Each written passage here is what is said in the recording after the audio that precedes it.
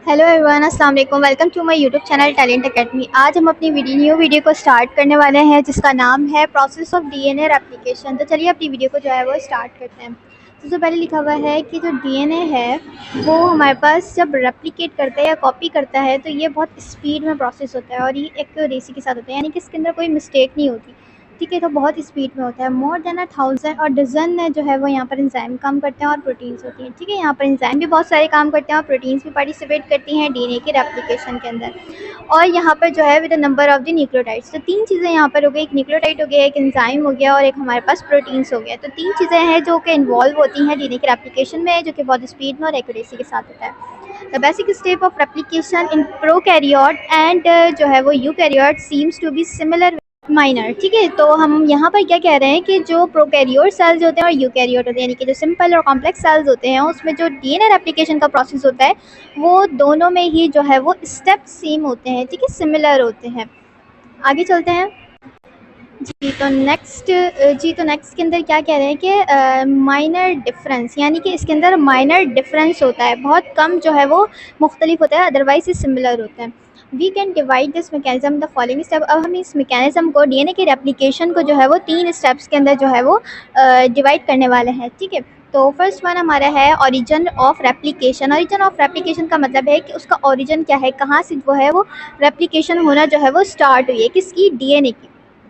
तो जिस तरह से यहाँ पर ओरिजिन ऑफ रेप्लिकेशन स्टार्ट होता है, जैसे कि यहाँ पर दो सेल्स पीछे बताए थे, प्रोकैरियोट और यूकैरियोट। तो प्रोकैरियोट्स जो हमारे पास होते हैं उनकी जो हमारे पास ओरिजिन होता है, origin site having a specific sequence of nucleotide.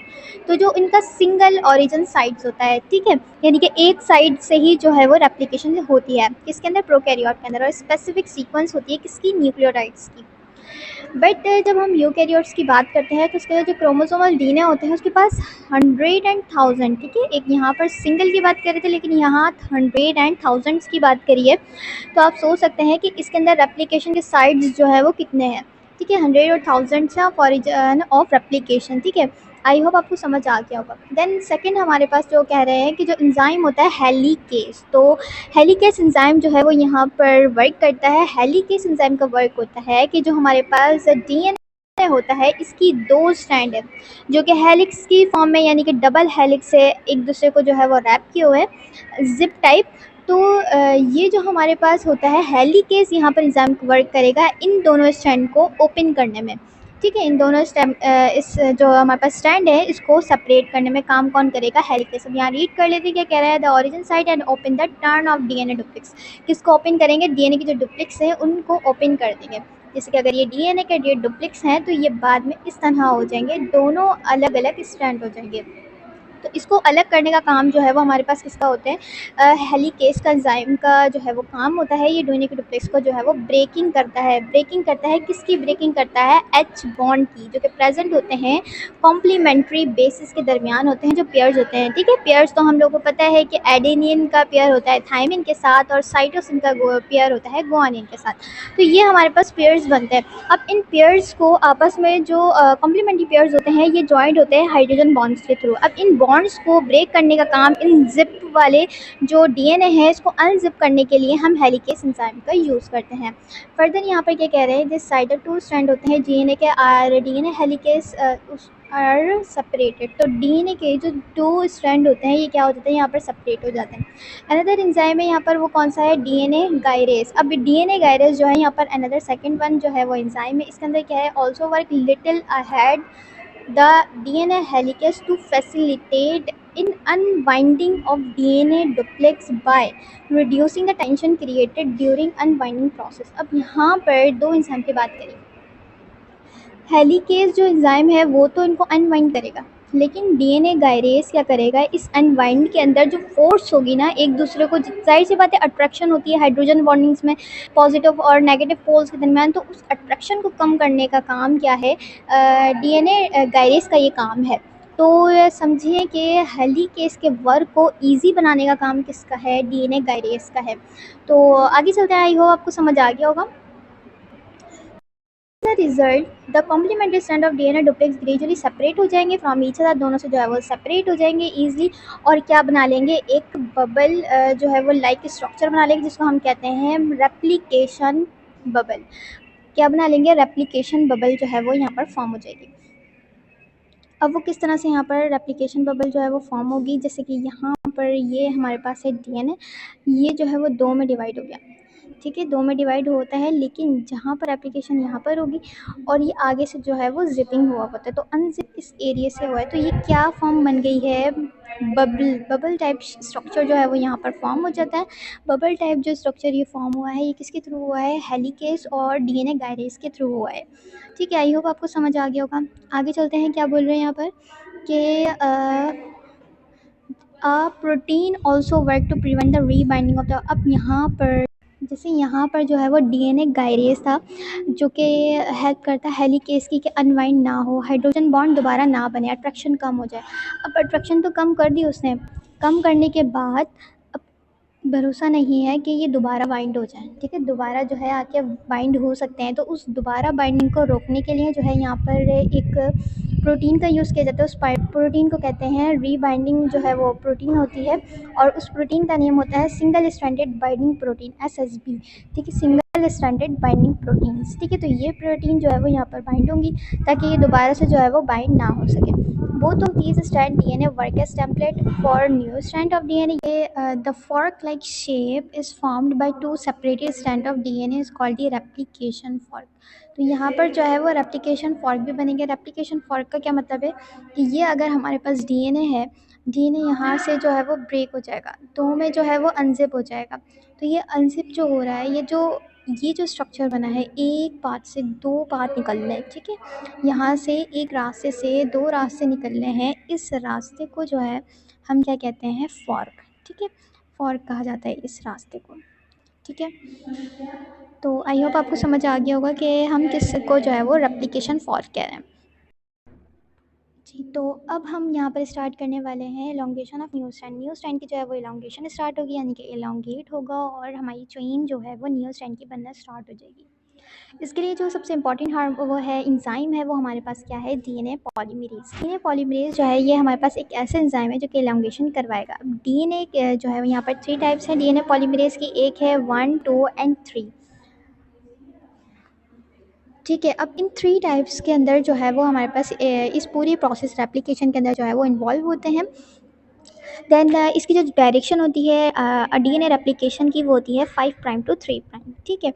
अब देन फर्दर यहाँ पर एक लीडिंग स्ट्रैंड होता है। तो लीडिंग स्ट्रैंड का मतलब ये है कि जो हमारे पास डीएनए है, इसके जो स्ट्रैंड बनने वाले हैं वो हमारे पास क्या होंगे, लीडिंग होंगे, यानी कंटिन्यूसली होंगे, ठीक है। यहाँ पर अगर 5 प्राइम है और यहाँ है 3 प्राइम, तो हमारी जो डायरेक्शन जाएगी वो एक स्ट्रैंड जो है वो हमारे पास 5 प्राइम टू 3 प्राइम है, और इस तरफ वाला है 5 प्राइम टू 3 प्राइम।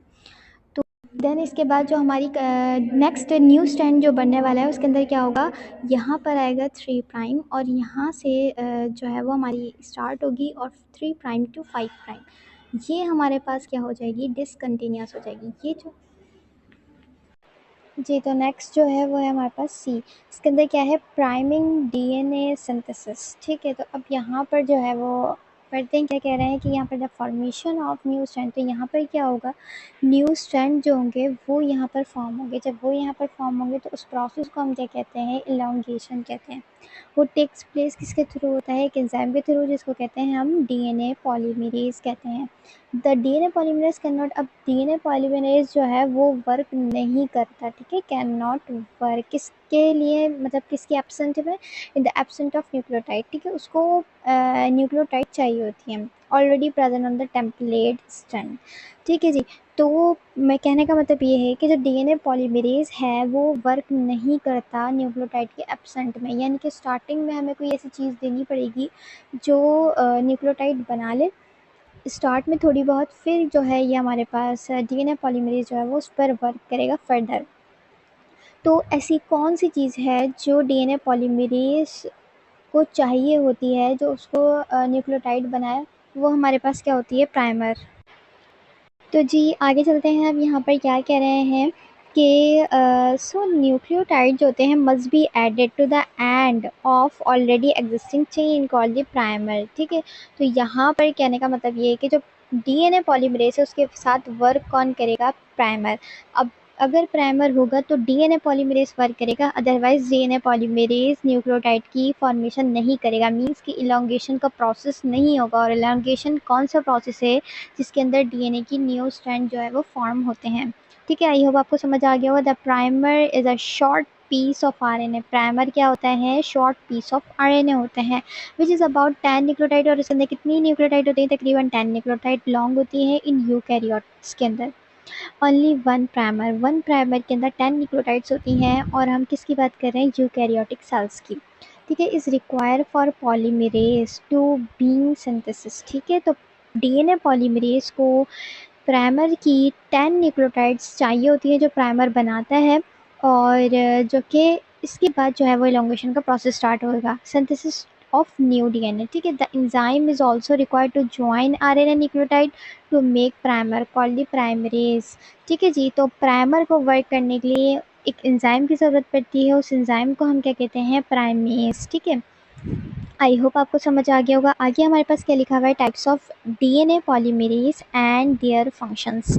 ठीक है, तो अब हम टाइप्स पढ़ने वाले हैं किसकी? डीएनए पॉलीमरेज की, और उसके फंक्शन को जो है वो डिटेल में पढ़ने वाला है। तो यहाँ पर क्या लिखा हुआ है? As we discuss earlier that there are 3 types of DNA. DNA की जो है कितनी टाइप्स होती हैं? 3 टाइप्स हैं।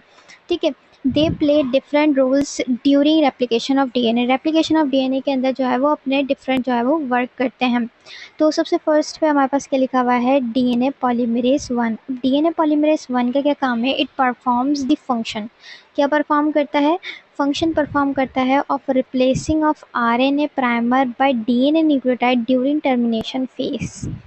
ठीक है, अब यहाँ पर क्या कह रहे हैं कि जो डीएनए पॉलीमरेज 1 है उसका काम क्या है कि ये जो हमारे पास प्राइमर आया था ना, प्राइमर ने 10 न्यूक्लियोटाइड्स बनाई थी, यानी कि आरएनए जो बनाया था उसकी 10 न्यूक्लियोटाइड्स, अब उस न्यूक्लियोटाइड्स को हटना होता है। अब वो जो रिप्लेस होंगी वो कौन करेगा? डीएनए पॉलीमरेज 1 करेगा। और उसको रिप्लेस किससे करेगा? डीएनए की न्यूक्लियोटाइड से। पहले वो आरएनए की थी, लेकिन अब जो है वो रिप्लेस किससे कर देगा? डीएनए की न्यूक्लियोटाइड्स, डीएनए की बनी हुई होंगी वो, ड्यूरिंग टर्मिनेशन फेज। ठीक है, इस फेज के अंदर। और ये काम किसका होगा? डीएनए पॉलीमरेज 1 का काम होगा। ठीक है, सेकंड पर हमारे पास है डीएनए पॉलीमरेज 2। अब डीएनए पॉलीमरेज 2 के अंदर क्या है? ये परफॉर्म करता है function of proof reading, also performing the repairing of DNA damage through out the life time. ठीक है, अब यहाँ पर क्या कह रहे हैं कि जो डीएनए पॉलीमरेज 2 है ये परफॉर्म करता है फंक्शन जिससे जो हमारी न्यू स्ट्रैंड बन गया, इलोंगेशन का प्रोसेस हो गया। ठीक है, एक डीएनए की कॉपी हो गई, रेप्लिकेशन हो गई, तो अब उसकी जो है वो हमारे पास प्रूफ रीडिंग की जाती है कि हमारे जो न्यूक्लियोटाइड्स हैं वो ठीक हैं या नहीं ठीक हैं, कोई एरर तो नहीं है। अगर वो ख़राब है तो उसको जो है वो वेस्ट कर दिया जाता है, लेकिन जो ठीक है नहीं है ठीक, उसकी जो देखना होता है वो कौन देखता है, या प्रूफ रीडिंग कौन करता है? वो हमारे पास होता है डीएनए पॉलीमरेज 2। थर्ड पर हमारे पास आता है डीएनए पॉलीमरेज 3। अब इसके अंदर क्या है? Main enzyme of replication which perform elongation and formation of new daughter strand. अब यहाँ पर जब हमने रिप्लिकेशन का प्रोसेस पढ़ा था, एलोंगेशन का प्रोसेस, उसके अंदर डीएनए पॉलीमरेज काम कर रहा था। ठीक है, डीएनए पॉलीमरेज काम कर रहा था, लेकिन उसको काम करने के लिए प्राइमर की ज़रूरत पड़ती है। तो वो जो डीएनए पॉलीमरेज होता है वो डीएनए पॉलीमरेज 3 होता है। यहाँ पर जो काम कर रहा होता है, एलोंगेशन कर रहा होता है, या जो न्यू डॉटर स्ट्रैंड बनाता है। ठीक है जी, अब लास्ट पर हमारे पास क्या आता है? टर्मिनेशन का जो है वो फेस। अब इसके अंदर क्या होगा? Before termination one of the type of DNA polymerase perform proof reading. ठीक है, टर्मिनेशन के प्रोसेस से पहले डीएनए पॉलीमरेज की एक टाइप जो कि प्रूफ रीडिंग करेगी। अब वो कौन कर रहा था प्रूफ रीडिंग? डी अभी पढ़ा है ऊपर, डीएनए पॉलीमरेज 2 जो कि कर रहा है प्रूफ रीडिंग का काम। ठीक है, ड्यूरिंग दिस प्रोसेस। ये कब करेगा? बिफोर टर्मिनेशन के प्रोसेस के through. It removes wrong nucleotide को रिमूव कर देगा इफ़ इट इज़ एडिड मिसकिनली, जो कि गलती से जो है वो ऐड हो जाती है। ड्यूरिंग टर्मिनेशन फेज के अंदर रिप्लेस हो गया ऑफ प्राइमर बाय डीएनए। ठीक है, टर्मिनेशन के फेज में ही ये प्राइमर रिमूव होगा डीएनए की न्यूक्लियोटाइड से। ठीक है, प्राइमर क्या था? आरएनए की न्यूक्लियोटाइड्स थी, उसको रिप्लेस कर देंगे डीएनए की न्यूक्लियोटाइड्स के साथ। And joining of Okazaki fragment. ठीक है, तो ये हमारे पास ओकाजाकी फ्रैगमेंट्स क्या है, इसको अभी अच्छे से जो है वो हमने देखना है कि क्या होते हैं। ठीक है, जो अभी हम डायग्राम में देखेंगे तो हमें समझ आ जाएगा। तो ये ज्वाइन कर देगा ओकाज़ाकी के फ्रेगमेंट्स को इन लैगिंग स्ट्रैंड अकर्स। ठीक है, एक हमारे पास लीडिंग स्ट्रैंड होता है, एक हमारे पास लैगिंग होता है। लैगिंग स्ट्रैंड के अंदर जो स्ट्रैंड आने वाला बनने वाला जो स्ट्रैंड होता है वो टुकड़ों में बनता है। टुकड़ों में मतलब इस तरह गैप्स होते हैं। ठीक है, ये जो गैप्स होते हैं, अब ये जो हमारे पास गैप्स आप लोग को दिख रहे हैं ये हमारे पास कहलाते हैं ओकाज़ाकी फ्रैगमेंट्स। ठीक है, और ये कौन सा स्ट्रैंड कहलाता है? लैगिंग स्ट्रैंड कहलाता है। अब इस ओकाज़ाकी फ्रैगमेंट्स, ये जो बीच में गैप्स आप लोग को दिख रहे थे, इन गैप्स को हमारे पास कौन फिल करने वाला है? इन ओकाज़ाकी फ्रैगमेंट्स को ज्वाइन होती हैं ये, यहाँ पर कौन ज्वाइन करेगा? डीएनए के ही न्यूक्लियोटाइड्स आकर ऐड होंगे, और वो कौन से स्टेट में आके ऐड्स होंगे? टर्मिनेशन के फेस के अंदर।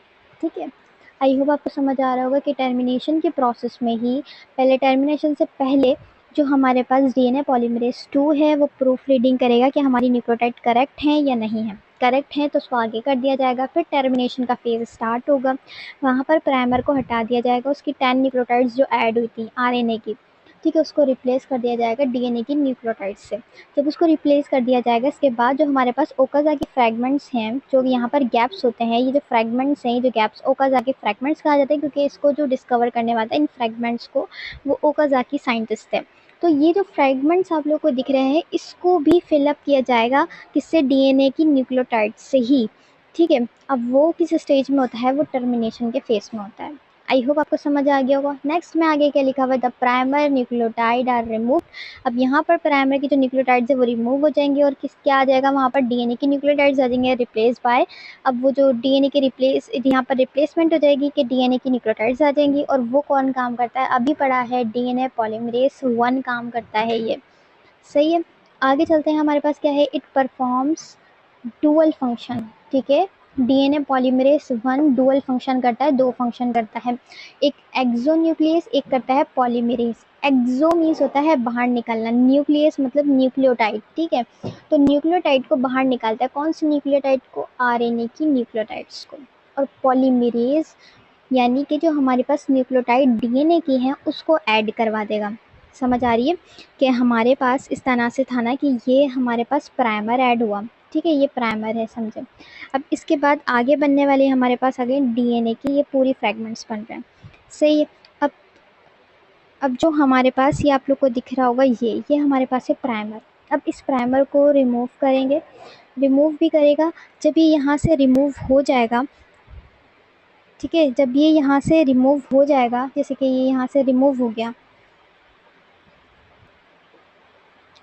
तो यहाँ पर क्या चीज़ आने वाली है? यहाँ पर हमारे पास आएगी अब डीएनए की ही न्यूक्लियोटाइड्स यहाँ पर आके ऐड हो जाएंगी। तो ये रिमूव करने का काम और ऐड करने का काम किसका होता है हमारे पास? ये हमारे पास काम होता है डीएनए पॉलीमरेज 1 के। इसलिए हम कहते हैं इसके 2 काम है, एक तो एडिंग भी करता है और उसको हटाता भी है। किसको? प्राइमर को हटाएगा और डीएनए न्यूक्लियोटाइड्स को जो है वो यहाँ पर ऐड करवा देगा। आई होप आपको समझ आ गया होगा। अब डायग्राम से एक दफ़ा पढ़ते हैं। तो ये रही हमारे पास सिंपल सी डायग्राम। इस डायग्राम के अंदर आप लोग देख सकते हो कि यहाँ से जो है वो ज़िपिंग हो रही है और यहाँ से भी, इस तरफ से भी ज़िपिंग है। यहाँ पर जो है, जहाँ पर न्यूक्लियोटाइड जो है वो फॉर्म होनी है, वहाँ से जो है ये अनज़िप हो चुका है। अनज़िप होने के बाद ये एक जो है वो राउंड लाइक स्ट्रक्चर सा बना रहा है। इस स्ट्रक्चर को हम क्या कहते हैं? बबल टाइप स्ट्रक्चर है। अब इस स्ट्रक्चर को हम क्या कहते हैं? इसको हम कहते हैं रेप्लिकेशन बबल। ठीक है जी। आगे हम लोग, आप लोग देख सकते हो कि किस तरह से जो है यहाँ पर डायरेक्शन मूव होती है। तो यहाँ पर जो हमारे पास रेप्लिकेशन स्टार्ट होती है, डीएनए की कॉपी होती है, वो किस तरह से होती है? एक आप लोग को दिख रहा होगा, यहाँ पर लिखा है लीडिंग स्ट्रैंड, एक यहाँ पर लिखा हुआ है लैगिंग स्ट्रैंड। लीडिंग स्ट्रैंड का मतलब है कंटिन्यूअस बनेंगे। ठीक है, देख रहे हैं आप लोग कि हमने टेक्स्ट में पढ़ा था कि हमारी डायरेक्शन मूव कहाँ से होती है? 5 प्राइम टू 3 प्राइम। ठीक है, कहाँ पर होती है? 5 प्राइम टू 3 प्राइम। तो यहाँ पर हमारे पास एक स्टैंड है, ये वाला जो आप लोग को दिख रहा होगा, ये 3 से स्टार्ट हो रहा है, ये वाला 3 से स्टार्ट हो रहा है और ये 5 पर एंड हो रहा है। ठीक है, इसी तरह ये वाला जो है, ये 5 वाला 5 से स्टार्ट हो रहा है, 5 प्राइम सॉरी, 3 पर एंड हो रहा है।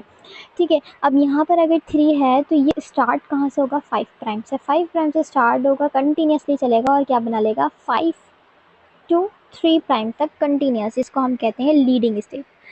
जब डीएनए की रेप्लिकेशन होती है तो हमारे पास एक लीडिंग स्ट्रैंड बनता है, एक लैगिंग स्ट्रैंड बनता है, एक कंटिन्यूस स्ट्रैंड बनता है, एक डिसकंटिन्यूस स्ट्रैंड बनता है। डिसकंटिन्यूस स्ट्रैंड के अंदर हमारे पास क्या होता है कि टुकड़ों में जो है वो रेप्लिकेशन होती है। अब ऐसा क्यों होता है, जैसे कि आप लोग देख सकते हो कि यहाँ पर पोलैरिटी रिवर्स हो जाती है, कि यहाँ पर अगर 5 प्राइम है तो आगे बनने वाला यहाँ 3 बनेगा। अब ऐसा तो नहीं है कि 3 प्राइम टू 5 प्राइम तक जो है वो हमारी डायरेक्शन हो, ऐसा तो नहीं होता। और अगर यहाँ पर इसकी जो आप लोग डायरेक्शन देख सकते हो कि यहाँ पर इस तरफ डायरेक्शन है, ठीक है, सामने वाले की, तो आने वाले जो अपोजिट डायरेक्शन में उसकी अपोजिट डायरेक्शन होगी। तो अपोजिट डायरेक्शन होगी तो यहाँ पर ये 3 प्राइम टू 5 प्राइम तो बन नहीं सकता, ठीक है। ये आप लोग को दिख रहा होगा, ये 3 प्राइम टू 5 प्राइम तो हो नहीं सकता। डायरेक्शन मूव कहाँ से करनी है आप लोग को अभी मैंने बताया है। डायरेक्शन मूव किस तरह करेगी, यहाँ से मूव करेगी, यूँ जाएगी डायरेक्शन, तो यूँ जाएगी तो 5 प्राइम टू उसको 3 प्राइम जाना पड़ेगा। यहाँ से ये नहीं जा सकती 5 से, क्योंकि इस तरफ क्या है, ये 5 है। तो यहाँ पर इस तरह से हम ये कह सकते हैं कि यहाँ पोलैरिटी रिवर्स हो जाती है और टुकड़ों में जो है वो डीएनए की रेप्लिकेशन होती है, डीएनए की कॉपी होती है। एक लीडिंग साइड होता है, एक लैगिंग स्ट्रैंड होता है। तो आई होप आपको समझ आ रहा होगा कि किस तरह डीएनए की रेप्लिकेशन होती है। और एक और बात, यहाँ पर जो है वो आप लोग को एक रेप्लिकेशन फॉर्क दिख रहा होगा, ये आप लोग को एक रास्ता दिख रहा होगा, इसमें से 2 रास्ते निकल रहे हैं, तो ये हमारे पास कहलाता है रेप्लिकेशन फॉर्क, ठीक है जी। तो आई होप आपको लीडिंग स्ट्रैंड और लैगिंग स्ट्रैंड का फ़र्क समझ आ गया होगा कि क्यों होता है। पोलैरिटी रिवर्स हो जाती है और डायरेक्शन जो मूव करती है वो 5 प्राइम टू 3 प्राइम जो है वो डायरेक्शन मूव करती है, और यहाँ पर 5 प्राइम टू 3 प्राइम तक नहीं कर रही थी, इसलिए यहाँ से स्टार्ट होगी और ये टुकड़ों में बनेगा। तो आगे चलते हैं, नेक्स्ट डायग्राम देखते हैं।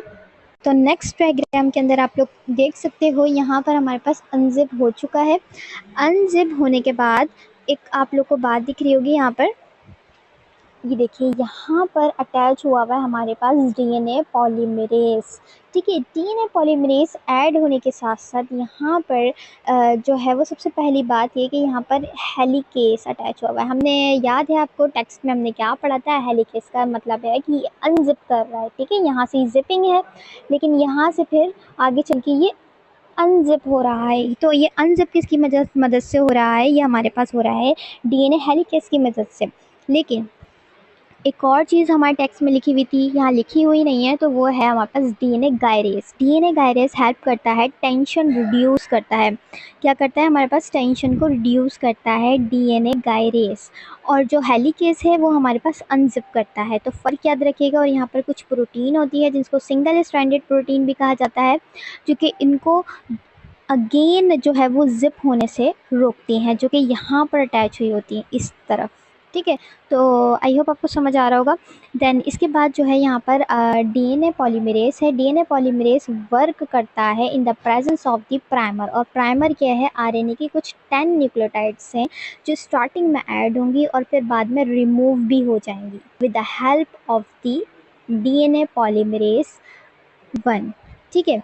तो ये हमारे पास जो है वो रिमूव भी हो जाती हैं। ऐड किस लिए होती है, ताकि डीएनए पॉलीमरेज वर्क कर सके। अगर ये ऐड ना हो तो डीएनए पॉलीमरेज किसी काम का नहीं है, ठीक है। तो यहाँ पर जो है हमारी रेप्लिकेशन स्टार्ट हो जाएगी। लीडिंग स्टेट और लैगिंग स्टेट मैं आप लोग को पहले ही बता चुकी हूँ, ठीक है। ये हमारे पास ओरिजिनल है, तो यहाँ से जो है वो रेप्लिकेशन फॉर्क बन रहा है कि ये एक रास्ता है, इससे 2 रास्ते निकल रहे हैं, ये हमारे पास क्रोमोसोम्स आ गया।